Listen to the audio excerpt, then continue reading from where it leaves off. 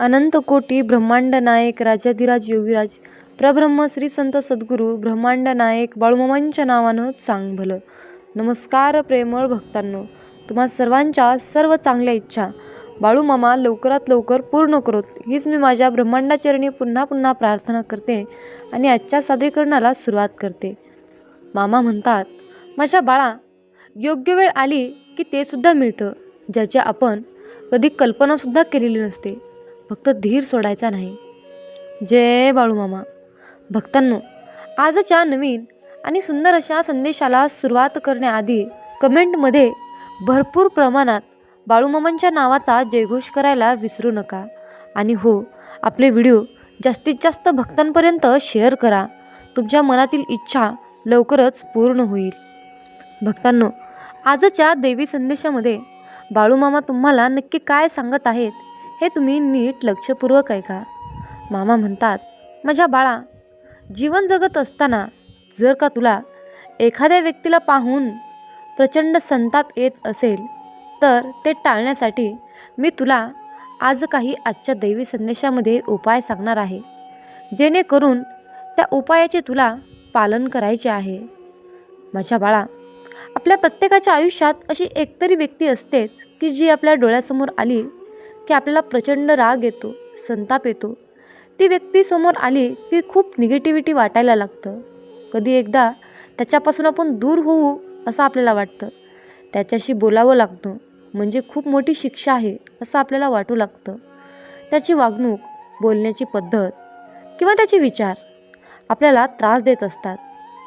काही वेळा हे लोक कुटुंबातील असतात, काही वेळा हे लोक मित्रमंडळीमध्ये सुद्धा असतात, तर काही वेळा ऑफिसमध्ये किंवा समाजामध्ये भेटतात. अशा लोकांना टाळून संपूर्ण जीवन जगता येत नाही. पण त्यांना सामोरे जाताना आपण कसं वागलं पाहिजे हे शिकून घेतल्यास आपल्याला मोठा फायदा होतो. सतत चिडचिड करून काहीच फायदा नाही. उलट अशा लोकांना सामोरे जाण्यासाठी काही उपाय अवलंबले तर मन शांत राहील आणि जीवन अधिकच आनंदी होईल. अशा व्यक्तीमुळे जर तुमचा दिवस वाया जात असेल, तुमच्या मनावर ताण येत असेल, तर त्यासाठी हे उपाय तुम्हाला नक्कीच मदत करू शकतात, जे बाळा आज मी तुला सांगणार आहे. माझ्या बाळा, जर का तुला अशा लोकांना पाहिलं की संताप का येतो हा प्रश्न अनेकांना पडतो. कुठलीही भावना उगाच निर्माण होत नाही, त्यामागे काहीतरी कारण असतं.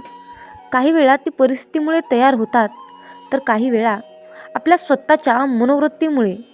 चला तर मग पहिले पाहू अशी परिस्थिती निर्माण होण्याची महत्त्वाची कारणं. नंबर 1, आधीचा वाईट अनुभव. जर त्या व्यक्तीसोबत तुमचा एखादा कटू अनुभव निर्माण झाला असेल तर पुन्हा तिला पाहिल्यावर तुमच्या मनात तोच प्रसंग येतो. काही लोकांनी आपल्याशी फसवणूक केलेली असते, अपमान केलेला असतो किंवा त्रास दिलेला असतो. त्यामुळे ते पुन्हा समोर आले की आपल्याला राग येतो. त्यांची वागणूक चिडवणारी असते. काही लोकांचा बोलण्याचा किंवा वागण्याचा स्वभावच असा असतो की समोरच्याला चीड येते. त्यांचा उद्देश मुद्दाम त्रास देणं नसतं, पण त्यांच्या सवयी अशा असतात की त्या आपल्याला खटखटत असतात. उदाहरणार्थ टोमणे मारणं, शेखी भिरवणं, दुसऱ्यांच्या यशावर मत्सर करणं. आपली मानसिक स्थिती कमजोर असते. म्हणून बाळा, आयुष्यामध्ये कधीकधी समोरचा व्यक्ती तितकी वाईट नसते, पण आपणच तणावात असतो. कायमचा ताण, कौटुंबिक जबाबदाऱ्या किंवा मानसिक थकवा असल्यास आपल्याला लहान सहान गोष्टीवरही जास्त राग येत असतो. त्याच व्यक्तीकडे शांत मनाने पाहिलं तर ती आपल्याला एवढी वाईट वाटणार नाही. म्हणून बाळा, तुलना आणि स्पर्धा, काही वेळा आपली त्यांच्याशी तुलना होत असते. जर ती व्यक्ती आपल्यापुढे गेलेली असेल किंवा जास्त यशस्वी वाटत असेल तर मनात असूया निर्माण होते. हे त्यांच्या बाबतीतही होतं.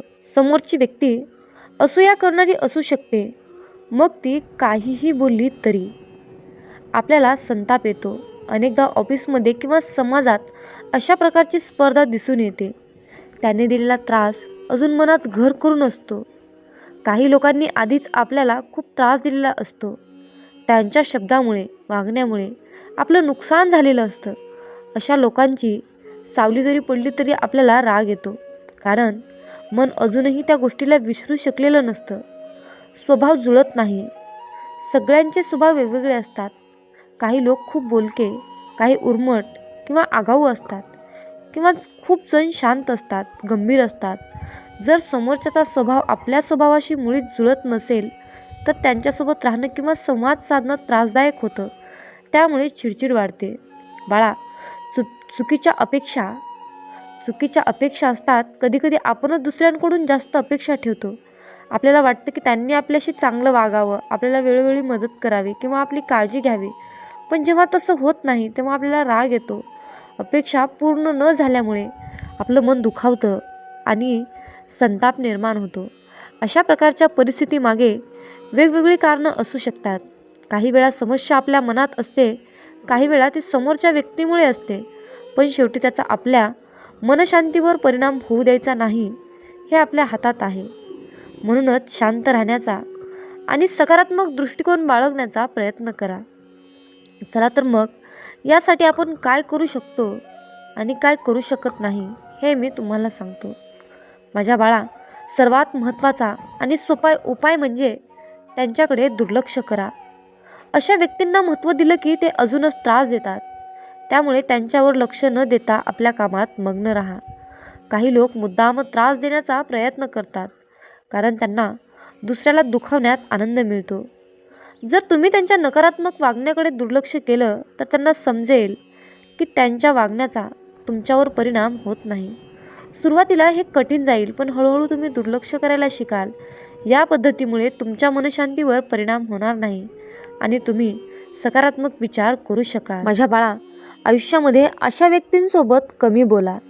अशा व्यक्तींशी तुम्ही जेवढं बोलाल तेवढा तुम्हाला जास्त त्रास होईल. तुम्हाला निगेटिव्हिटी एनर्जी देणाऱ्या अशा लोकांसोबत गरज असेल तेव्हाच संवाद साधा. अनावश्यक बोलणं टाळल्यास तुमच्या मनावर त्यांचा परिणाम होणार नाही. काही लोक विनाकारण चर्चा वाढवतात आणि त्यातून वाद निर्माण होतो. जर तुम्हाला एखाद्या व्यक्तीची नकारात्मकता सहन करावी लागत असेल तर त्यांच्याशी संवाद साधणं कमीत कमी ठेवा. बोलायचंच असेल तर थेट आणि शॉर्टमध्ये बोला. उगाच नाती टिकवण्यासाठी किंवा समोरच्याला समजवण्यासाठी प्रयत्न करू नका. काही लोक कधीही सुधरत नाहीत. अशावेळी स्वतःला वाचवणं सर्वात महत्त्वाचं असतं. स्वतःला मानसिकदृष्ट्या मजबूत करा. समोरच्या व्यक्तीला बदलणं कठीण असतं, पण तुम्ही स्वतःला बदलू शकता. त्यांच्या वागण्याचा तुमच्या मनशांतीवर परिणाम होऊ देऊ नका. मानसिकदृष्ट्या मजबूत असाल तर कोणतीही गोष्ट तुम्हाला त्रास देणार नाही. तुम्ही शांत राहायला शिकायला हवं. काही लोक मुद्दाम तुम्हाला डिवचवतात, अपमान करतात, चिडवतात.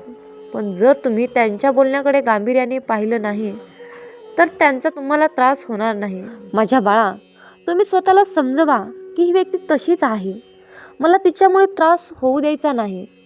हळूहळू तुम्ही अशा लोकांकडे तटस्थपणे पाहायला शिकाल.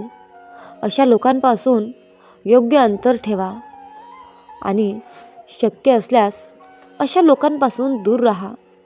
संपर्क कमी केल्यास मन अधिक शांत राहील. काही वेळा नातेवाईक, सहकारी किंवा शेजारी यांच्यामुळे त्रास होतो, पण थोडं अंतर ठेवलं तर त्यांच्या वागण्याचा परिणाम तुमच्यावर कमी होईल. जर समोरचा काही चुकीचा बोलला किंवा वाईट वागला तर लगेच प्रतिक्रिया देऊ नका. त्यांच्यासोबत वेळ घालवण्याची गरज नाही. शक्य असेल तर त्यांच्या वाईट वर्तणुकीमुळे दुर्लक्ष करून स्वतःच्या आयुष्याकडे लक्ष द्या. या लोकांशी वाद घालू नका. त्यांच्याशी भांडण टाळा. वादविवाद केल्याने समस्या सुटत नाहीत, उलट तणाव वाढतो. संयम ठेवा, शांत राहा. काही लोक मुद्दाम भांडण उकरून काढतात कारण त्यांना वाद घालण्यात आनंद मिळतो. अशावेळी तुम्हीही भांडायला लागलात तर तुमचं नुकसान होईल. उलट जर तुम्ही शांत राहिलात, त्यांच्या बोलण्याला महत्त्व नाही दिलं तर त्यांना तुमच्यासोबत भांडण्यात रस राहणार नाही. शांत राहणं ही मोठी ताकद असते. त्यामुळे कोणाशीही उगाच भांडण करू नका. या लोकांकडे दुर्लक्ष करा. स्वतःचा संताप होऊ देऊ नका. सकारात्मक गोष्टींवर लक्ष द्या.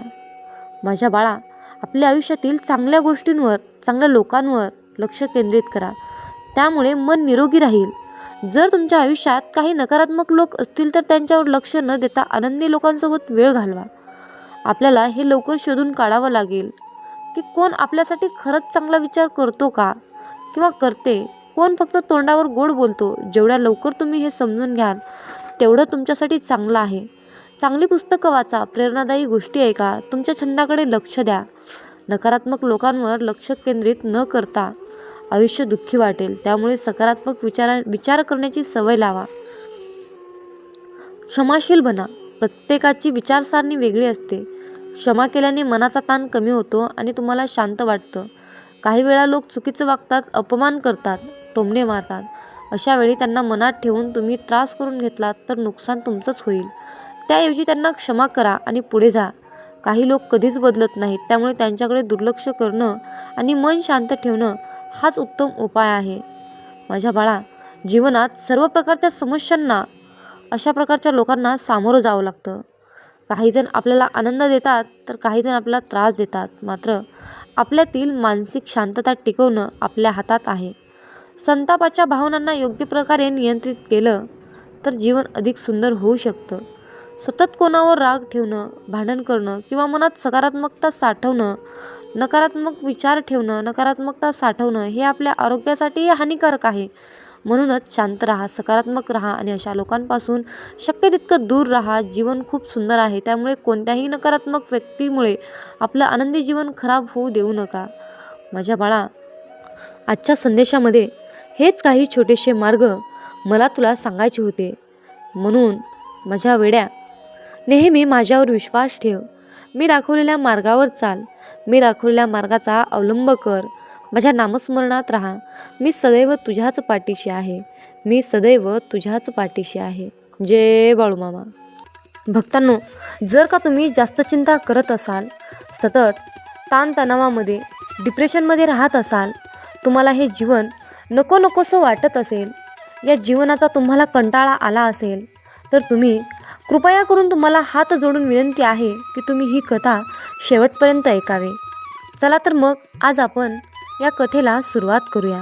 एक दिवस मृत्यू देवतेने आपल्या दूताला धर्तीवर पाठवले. एक स्त्री मरण पावली होती. तिचा आत्मा आणायचा होता. देवदूत आला, पण तिथली परिस्थिती पाहून तो गोंधळून गेला. त्याला 3 लहान मुली मृत झालेल्या त्याच्या आईच्या जवळ बसलेल्या दिसल्या. एक बाळ त्या मृत महिलेच्या स्तनातील दूध पीत होते. दुसरे रडत होते आणि तिसरे रडत रडत झोपले होते. त्याच्या डोळ्याजवळचे अश्रू सुकले होते. 3 लहान जुळ्या मुली, आई मेली आहे. त्यांचे पिता आधीच मृत झाले होते. त्यांच्या कुटुंबात अजून कुणीच नाही. त्यांची काळजी कोण घेईल? त्या महिलेचा आत्मा मी कसा घेऊन जाऊ? जर तुम्ही माझ्या जागी असता तर कदाचित तुम्हीही असेच केले असते. त्या महिलेला 3 लहान जुळी मुली आहेत. एक अजूनही तिच्या स्तनाला जोडलेली आहे. दुसरी रडत झोपी गेली आहे आणि तिसरी तशीच तिच्या आईजवळ पडून होती. अशी परिस्थिती बघून मला त्या 3ही मुलींची दया आली. दूताने मृत्यूदेवतेला विचारलं, आपण त्या बाईला अजून थोडे दिवस जगू शकत नाही का, जेणेकरून त्या 3ही मुली थोड्या मोठ्या होतील? हे सर्व ऐकून मृत्यू देवता मोठ्याने हसली आणि म्हणाली, ज्या देवाने आपल्या इच्छेनुसार जीवन दिले त्या देवापेक्षा तू जास्त हुशार झाला. देवाला सर्व माहिती असतं तरीही तू असं कसं बोलू शकतोस? याची तुला शिक्षा होईल आणि शिक्षा म्हणजे तुला पृथ्वीवर फेकून दिले जाईल आणि तू तुझ्या या मूर्खपणावर 3दा हसल्याशिवाय परत येऊ शकणार नाहीस. मग देवदूताला जमिनीवर फेकण्यात आले. तिथे एक चपराशी व्यक्ती उबदार कपडे आणि ब्लँकेट घेण्यासाठी बाजारात जात होता. वाटेत त्याला एक माणूस नग्न अवस्थेत दिसला. तो दूतच होता. त्याला त्या व्यक्तीची खूप दया आली. आपल्या मुलांसाठी उबदार कपडे आणि ब्लँकेट घेऊन जाण्याऐवजी त्याने देवदूतासाठी आपले कपडे आणि ब्लँकेट विकत घेतले. तो देवदूत माणूस म्हणाला, माझ्याकडे घर नाही, कुटुंब नाही आणि राहण्याची व्यवस्था नाही. या भयंकर थंडीत मी काय करू? त्यावर चपराशी म्हणाला, काळजी करू नकोस, तू माझा आहेस. माझ्या घरी राहा, पण माझ्या मुलांसाठी आणि बायकोंच्या कपड्यांसाठी आणलेल्या पैशातून मी तुमच्यासाठी ब्लँकेट आणि कपडे घेतले आहेत आणि मी आता रिकाम्या हाताने घरी जातोय. त्यामुळे माझी पत्नी नक्कीच रागवेल. माझी पत्नी मला चांगली बोलू देत किंवा वाईट असेल, पण तुम्ही काळजी करू नका. काही दिवसात सर्व काही ठीक होईल. चपराशी किंवा त्यांच्या पत्नीला माहिती अजूनही नव्हतं की आपल्या घरी देवदूत आले आहेत. यानंतरचा आनंद महापूर येणार आहे. चपराशी दूताला घेऊन घरी पोहोचला आणि घडलेली सर्व घटना पत्नीला सांगितली. ती रागाने चिडली आणि खूप वाईट बोलून गेली आणि त्या दिवशी देवदूत पहिल्यांदा हसला. तेव्हा मोचीने देवदूताला विचारले, तुला हसायला काय झालं? तेव्हा देवदूत म्हणाला, जेव्हा मी 3 वेळा हसीन तेव्हा तुम्हाला सांगेन.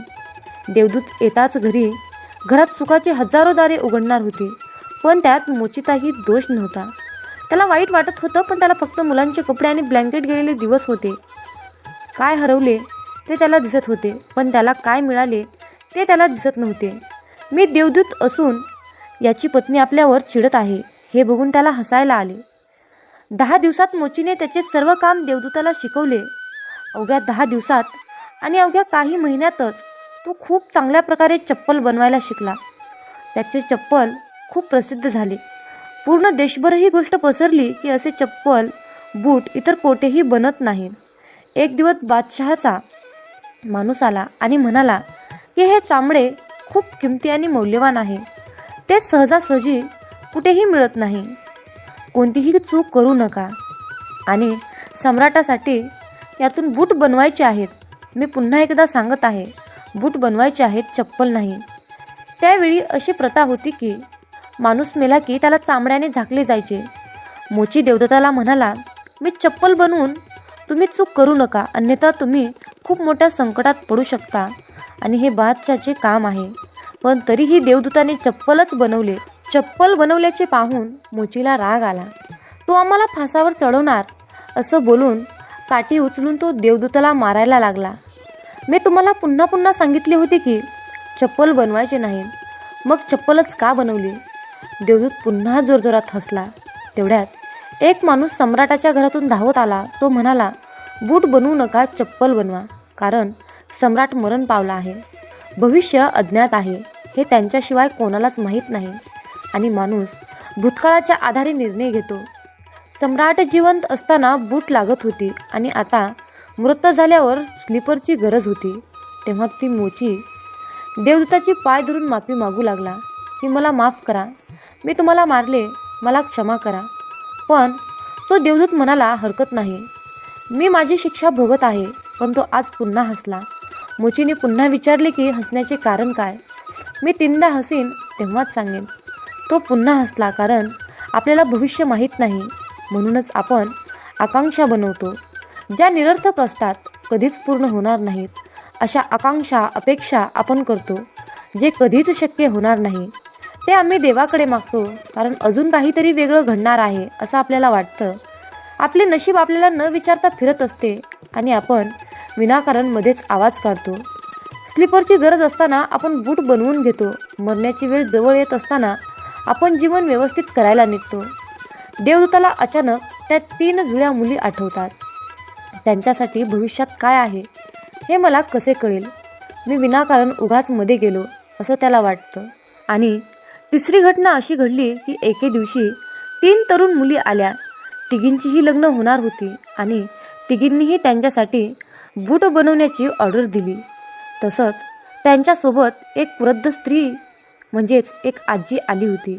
देवदूताने आता ओळखले, या त्याच 3 मुली आहेत ज्यांना त्याने मृत आईजवळच सोडले होते आणि ज्यांच्यामुळे तो शिक्षा भोगत आहे. ते सर्व निरोगी, सुंदर होते. त्याने त्यांना विचारलं, या 3 मुली कोण आहेत? ती वृद्ध बाई म्हणाली, या माझ्या शेजारच्या बाईच्या मुली आहेत. ती गरीब स्त्री होती. ती इतकी आजारी होती की शेवटी तिच्या अंगात दूधही नव्हते. तसंच त्यांची परिस्थिती इतकी गरिबीची होती की त्यांच्याकडे पैसे, कपडे काहीच नव्हतं. फक्त 3 जुळ्या मुली होत्या. त्यांना दूध पाजवत असताना तिचा मृत्यू झाला. पण मला या 3 चिमुकल्या मुलींची दया आली. मला मूलबाळ नाही आणि म्हणूनच मी खूप प्रेमाने या 3 मुलींचा सांभाळ केला. आई जिवंत असती तर या 3ही मुली गरिबी, उपासमार आणि दारिद्र्यात वाढल्या असत्या. आई मरण पावली म्हणून या 3 मुली मोठ्या संपत्ती आणि समृद्धीत वाढल्या आणि आता या सर्व तिघी त्या वृद्ध महिलेच्या सर्व मालमत्तेचे मालक आहेत आणि त्यांचे लग्न सम्राटाच्या कुटुंबात होत आहे. देवदूत तिसऱ्यांदा पुन्हा हसला आणि त्याने मोचीला सांगितले की ही 3 कारणे आहेत माझ्या हसण्याची. चूक माझीच होती. नियती महान आहे. आपण जेवढे पाहू शकतो तेवढेच आपण पाहतो आणि जे पाहू शकत नाही त्यांचा विस्तार खूप छान आणि महान आहे आणि आपण काय पाहू शकतो यावरून आपण कोणताही अंदाज बांधू शकत नाही. मी माझ्या मूर्खपणावर तीनदा हसलो आहे. आता माझी शिक्षा संपली आहे आणि आता मी जातो, असं तो मोचीला बोलून निघतो. देव जे काही करतो ते चांगल्यासाठीच करतो. कोण राहू नका, तर वर्तमानात जगायला शिका. गेले दिवस परत येत नाहीत. ज्या चुका झाल्या त्यातून शिकायचं आणि पुढे जायचं. काही लोक सतत जुने अपमान, त्रास या गोष्टी उकळतात.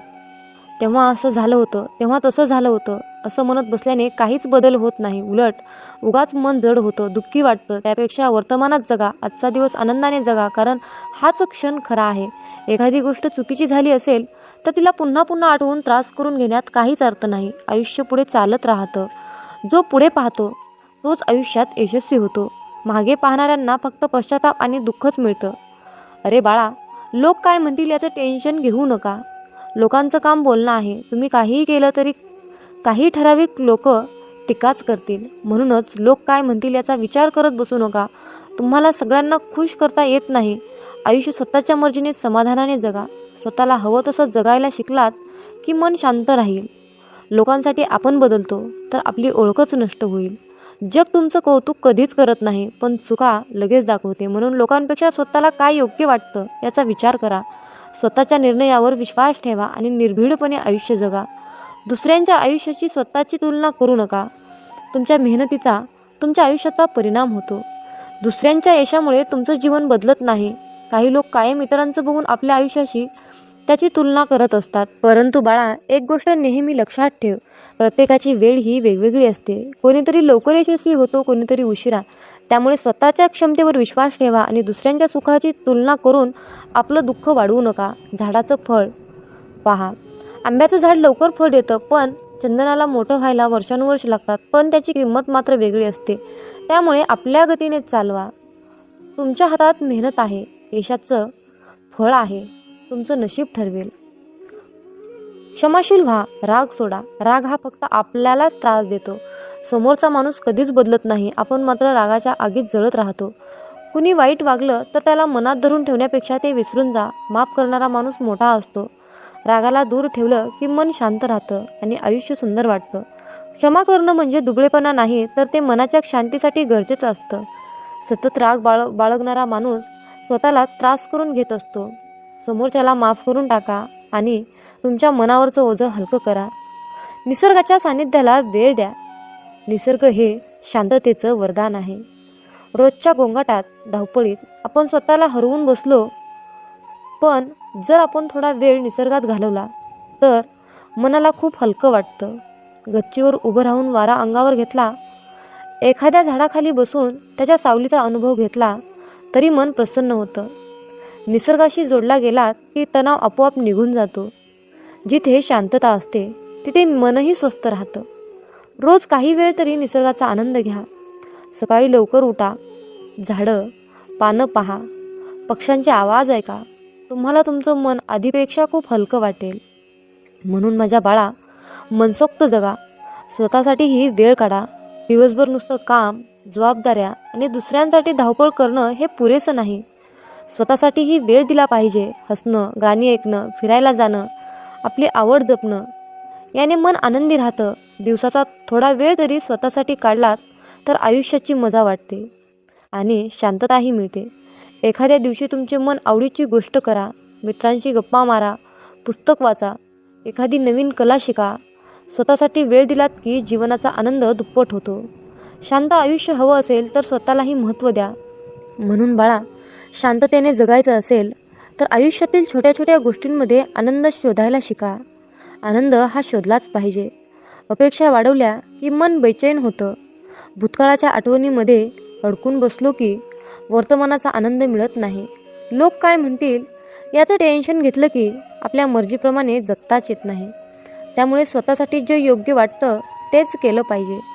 दुसऱ्यांच्या आयुष्याशी तुलना करणं म्हणजे स्वतःला उगाच त्रास देणं. प्रत्येकाचा प्रवास वेगळा असतो. म्हणून आपल्या वाटचालीवर लक्ष द्या आणि शांत राहा. मनाने पुढे जा. राग, चिडचिड ही फक्त मनावरचाच एक शरीरावरचाच भार वाढवते. त्यामुळे माफ करणं आणि सोडून देणं या गोष्टी शिका. निसर्गात वेळ घालवल्याने मन शांत होतं आणि नवनवीन ऊर्जा मिळते. त्यामुळे रोज काही क्षण तरी निसर्गाच्या सानिध्यात घालवायला हवेत. आयुष्य हे फक्त जबाबदाऱ्या पार पाडण्यासाठी नाही, तर त्याचा आनंद घेण्यासाठी आहे. स्वतःसाठी वेळ काढलात की तुम्हाला जगण्याची खरी मजा कळेल. छोट्या छोट्या गोष्टींमध्ये आनंद शोधा, समाधान मानायला शिका आणि स्वतःच्या मनशांतीला महत्त्व द्या. जीवनातील शांतता ही कुठल्या बाह्य गोष्टीवर अवलंबून नसते, ती तुमच्या विचारांवर आणि दृष्टिकोनावर अवलंबून असते. मन शांत ठेवायला शिकाल तर आयुष्य सुंदर वाटेल. म्हणून बाळा, मी तुला दररोज अशाच प्रकारचे सकारात्मक विचार देत असतो. या माझ्या गोष्टींचा तू अवलंब कर आणि तुला आयुष्य बघ कसं सुंदर वाटेल. म्हणतात, अरे बाळा, आयुष्यात जेव्हा माणसाला सुखाचे भोग येतात तेव्हा त्याला काहीच वाटत नाही, परंतु जेव्हा त्याच्या वाट्याला दुःखाचे भोग लागतात तेव्हा मनुष्य म्हणतो की मी ह्या देवाचा भक्त आहे आणि मी या अमक्या देवाचं एवढी भक्ती केली, एवढी सेवा केली, तरीही या देवाने शेवटी माझ्या नशिबाला दुःखच का दिलं. मी इतका सत्कर्मी पुरुष आहे, इतका मी सत्कर्मानेच चालतो, तरीही माझ्या वाट्याला दुःख का आहे, असे म्हणून आपण देवाला दोष देत असतो. पण त्या मनुष्याला एवढंच समजत नाही की हे सर्व काही घडत आहे तो आपल्या कर्माचा भाग आहे. याला देव काय करतील आणि संत काय करतील, भोग हा भोगूनच संपवावा लागतो. शेवटी ते प्रारब्ध आहे. मग तुम्ही म्हणाल की भोग हा भोगूनच संपवावा लागतो, आयुष्यातील दुःख अडचणी हे भोगूनच संपवावे लागतात, तर शेवटी मामांच्या सेवेचं आपल्याला काय फळ मिळणार आहे. हा सर्वांच्या मनामध्ये प्रश्न येणे साहजिकच आहे. चला तर त्या प्रश्नाचे उत्तर आपण आजच्या संदेशातून जाणून घेऊया. मित्रांनो, आपण आपल्या मागच्या जन्मामध्ये जे काही काम केलं आहे, वाईट कर्म केले आहेत, जे काही पाप केलं आहे, ते पाप नष्ट करण्यासाठी आपण या जन्मामध्ये केलेली मामांची सेवा ही त्या पापांना नष्ट करत असते. सेवा करून त्या पापाची परतफेड करत असते. ही सेवा त्या पापाचं क्षालन करत असते. आणि या चालू कलियुगातील जीवनामध्ये जे काही आपण वाईट कर्म करतो त्याचे फळ आपल्याला लगेच मिळत असते. मित्रांनो, फक्त प्रश्न आहे वेळेचा. कुणाला लवकर त्या पापाची परतफेड करावी लागते तर कुणाला उशिरा करावी लागते. त्यामुळे एक लक्षात ठेवा की नेहमी चांगले कर्म करा. तुम्हाला उशिरा का होईना त्या सेवेचे फळ हे 100% मिळणारच, हे निश्चित लक्षात असू द्या. आपल्या दुःखाचा आणि परमेश्वराच्या भक्तीचा कसल्याही प्रकारचा संबंध नसतो. त्यामुळे मित्रांनो, देवाला, परमेश्वराला, परमपिता परमात्म्याला कसल्याही प्रकारचा दोषी तुम्ही ठरवून ही मोठी चूक करू नका. म्हणून मामा म्हणतात, अरे बाळा, पुण्य जरी दिसत नसलं तरीही त्याची योग्य वेळ आली की त्याच्या फळाची उपभोग आपल्याला नक्कीच घेता येतो. कारण मित्रांनो, कमवलेल्या पैशाचे काम जिथे थांबते ना, तिथूनच केलेल्या पुण्याच्या कर्माची सुरुवात होते. जीवनामध्ये सुख कधीच संपत नाही, ते रोज नवीन नवीन उगवत असते. नव्या सुखाला जागा करून दिली की ते आपल्या आयुष्यामध्ये ऑटोमॅटिक रोजच्या रोज येत असते. काल केलेली मशागत आजच्या कृपेच्या रूपेमध्ये प्राप्त होते. आपण कितीही काहीही नको नको म्हटलं तरीही जर आपले कर्म चांगले असतील तर त्याचे आपल्याला चांगलेच फळ मिळते. जरी तुम्ही मला नको म्हणाल तरीही, आणि जर तुमचे वाईट कर्म असतील तर तुम्ही मला हे नको नको म्हणाल तर तुम्हाला त्या कर्माचे फळ वाईटच मिळत असते. मित्रांनो, चांगले विचार आणि सदृढ आयुष्य म्हणजे ही नियती आहे. जे आपण कराल त्याचेच फळ आपल्याला इथे नियती देत असते. मामा म्हणतात, माणूस कितीही चतुर, कितीही हुशार असला, कितीही सत्कर्माने काम करत असला, कितीही चातुर्यपणाने काम करत असला, तरीही शेवटी त्याला नियतीला मांडलेला डाव हा स्वीकारावाच लागतो.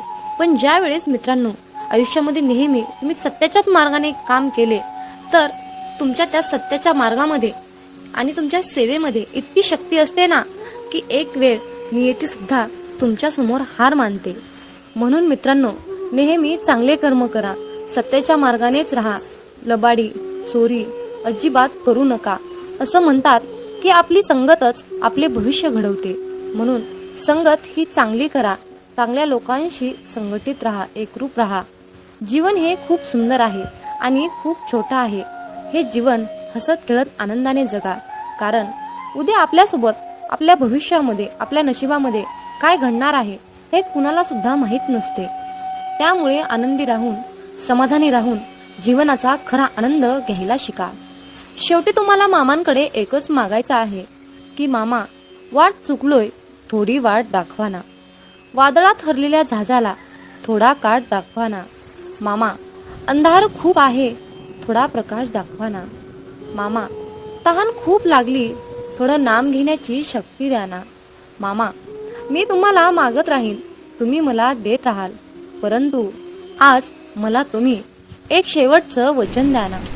कधीही काढणार नाही या बालकाच्या डोक्यावरचा हात, कधीही सोडणार नाही या बालकाची साथ, असं तुम्ही आज मला एक शेवटचं वचन द्या ना. मित्रांनो, आयुष्यामध्ये सुखादुःखाचे हे कालचक्र कायम फिरतच असते.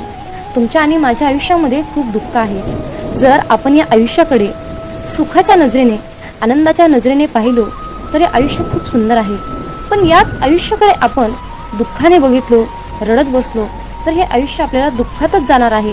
हे आयुष्य आपल्याला दुःखच देणार आहे. म्हणूनच तुम्हाला सांगावंसं वाटतं की रडू तर खूप येत होतं, पण डोळ्यात पाणी दिसत नव्हतं. चेहरा तर कोरडा होता, पण मन मात्र भिजलं होतं. मित्रांनो, डोळे पाहणारे खूप सारे असतात, पण मनातील भावना जाणणारे, मनातील ओळखणारे फक्त आपले ब्रह्मांड नायक बाळूमामा असतात. जय बाळूमामा. तर मित्रांनो, आजच्या दैवी संदेशातून मी एक छोटीशी आणि भावनिक कथा तुम्हाला सांगणार आहे. तर एका भक्ताने सकाळी देवपूजा करत असताना मामांना प्रश्न विचारला, अहो मामा, मी तुमची दररोज मनोभावे, श्रद्धेने, अगदी अंतःकरणातून तुमची सेवा करतो. मी कुठलंही काम करत असताना प्रामाणिकपणे करतो. मी कुठल्याही कामामध्ये लबाडी करत नाही किंवा मी कुणालाही लुटमार करत नाही. मी एवढा चांगला वागू नाही, प्रामाणिक वागू नाही. लोक मला का टाळतात आणि अशा वेळी तुम्ही माझ्या मदतीला का येत नाहीत? आणि आयुष्यामध्ये नेहमी चांगल्याच माणसासोबत वाईट का घडतं, असा प्रश्न त्या भक्ताने मामांना केला. मामा म्हणतात, माझ्या प्रिय बाळा, तू निराश होऊ नकोस. तू प्रामाणिक असून सुद्धा जे लोक तुला खूप त्रास देतात, तुझ्याशी खोटं बोलतात, तुझी लुटमार करतात, त्यांच्याकडे मी पाहत आहे, मी बघत आहे. मी ब्रह्मांड नायक आहे. पण बाळा, लक्षात ठेव, तुझ्याशी खोटं बोलल्याने, तुझी फसवणूक केल्याने त्यांचा थोडा क्षणासाठी फायदा होतो, पण त्यांच्या आयुष्यात पुढे जे काही त्यांना भविष्यात मिळणार होतं ते गमावून बसलेले असतात. हे लक्षात ठेव. कारण बाळा, जसे कर्म तसेच फळ मिळणार आहे. हा नियतीचा गुरुत्वाकर्षणाचा सिद्धांत आहे. आयुष्यात जर कोणी व्यक्ती अशा प्रकारची फसवणूक, लुटमार करत असेल तर त्याच्या डोक्यावर पापाचा खूप सारा बोजा होतो आणि मग या सर्व पापांचे भोग घरातील सर्व कुटुंबियांना भोगावे लागतात. तर मित्रांनो, आजच्या दैवी संदेशातून तुम्हाला एकच सांगायचं आहे की कुठलंही कार्य करत असताना प्रामाणिकपणे करा. कुणाचीही फसवणूक, लुटमार करण्यापेक्षा मामांना भरपूर आशीर्वाद मागा. मामा तुम्हाला नक्कीच आशीर्वाद देतील आणि तुमच्या प्रत्येक कामामध्ये तुम्हाला यश प्राप्त करून देतील. हा माझा स्वतःचा अनुभव आहे. मामा म्हणतात, माझ्या मुला, निष्ठा सोडू नकोस, प्रामाणिक राहा, भक्ती कर, माझे नामस्मरण कर, कुणाचे वाईट चिंतू नकोस, भिवू नकोस, मी सदैव तुझ्या पाठीशी आहे. मित्रांनो, श्री संत सद्गुरू बाळूमामा हा शब्द मनाला खूप आधार देणारा आणि शक्ती देणारा मंत्र आहे. मित्रांनो, ब्रह्मांड नायक बाळूमामा या शब्दात दडलेलं आईचं प्रेम, नातं, जिव्हाळा, प्रेमाचा ओलसर स्पर्श, या सर्व गोष्टी आपल्याला ब्रह्मांड नायक बाळूमामा या शब्दातून मिळत असतात. तर मित्रांनो, तुम्हाला दररोज सकाळी आणि संध्याकाळी मामांकडे एक प्रार्थना करा. आरोग्य, सुख, समृद्धी, नैराश्य, नोकरी, इच्छापूर्तीसाठी तुम्हाला ही प्रार्थना करायची आहे. चला तर मग मित्रांनो, माझ्यासोबत प्रार्थना करा. हे ब्रह्मांड नायक बाळूमामा, आम्हा सर्व पापी भक्तावर तुमची कृपा असू द्या. हे परमेश्वरा, आम्हा सर्वांनाच चांगले आरोग्य, सुख, समृद्धीचे आयुष्य दे. आम्हा सर्वांनाच तुझ्या आशीर्वादाने इतकं सक्षम बनव की आमच्या सर्व इच्छा, सर्व स्वप्न पूर्ण करण्यायोग्य आम्हाला बनव. आम्हाला सुखी ठेव. हे पिता परमात्मा, आम्ही सर्वच जण तुझ्या नामस्मरणात कायम असतो. तू तुझ्या हाताने आमच्याकडून सर्वांचे कल्याण करून घे. सर्वांना चांगली बुद्धी दे आणि अहंकार न करता जीवन जगण्याची प्रेरणा दे. हे प्रभू, तुझ्या चरणी हीच माझी प्रार्थना आहे. तर मित्रांनो, दररोज तुम्हाला बाळूमामा चरणी ही प्रार्थना करायची आहे. तर मित्रांनो, दररोज न चुकता सकाळी आणि संध्याकाळी मामांकडे ही प्रार्थना तुम्हाला करायची आहे. ही प्रार्थना म्हणजे सामूहिक प्रार्थना आहे. सामूहिक प्रार्थनेमध्ये खूप शक्ती असते. जर तुम्ही ही प्रार्थना मामांकडे केली तर तुमच्या इच्छा पूर्ण होतील हे निश्चित आहे. मामा म्हणतात, अरे मुला, चंदनाच्या झाडाला विषारी सापाने विळखा घातला म्हणून चंदनाचा सुगंध काही कमी होत नसतो. अर्थात मामाला तुम्हाला हेच सांगायचे आहे, ज्यांचे कर्म चांगले आहे तो आयुष्यात कधीही संपत नसतो. सत्कर्मी माणसालाच आयुष्यात अडचणी येतात, पण त्या अडचणी दीर्घकाळ टिकून राहणाऱ्या